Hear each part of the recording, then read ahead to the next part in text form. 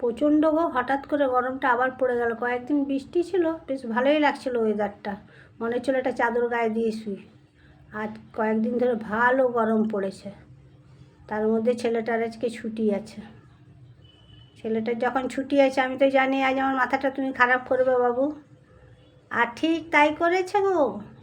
আমাকে বলছে আমি কলা পাতায় ভাত খাবো, আজকে আমার বিয়ে, কলা পাতা দিয়ে তুই ভাত খাবি। বলছে ওইসব আমি বুঝি না, আমি কলা পাতা কেটে আনছি, তুই আমাকে কলা পাতায় ভাত দিও।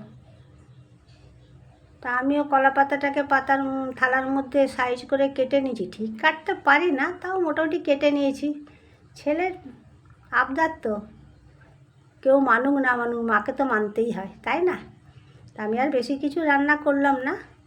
আম দিয়ে টকের ডাল করেছি, প্রচণ্ড গরম তো এখন একটু টক খেতে ভালোই লাগে।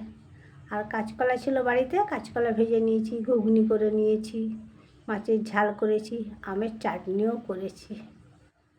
আরও প্রায় দিন আমাকে একটার জন্য খুব ঝামেলা করে ছোট থেকে, পাঁপড় ভাজা। আজকে আমি কয়েক পিস পাঁপড়ও ভেজে নিয়েছি।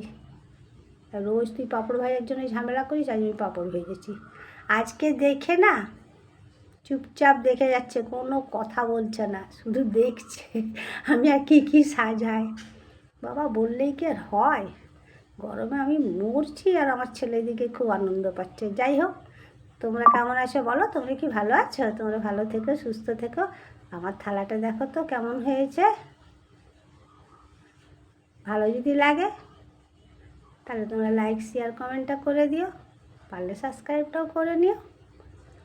তো আমার ভিডিওটা আমি এখানে শেষ করলাম, আবার পরের কোনো ভিডিওতে দেখা হবে।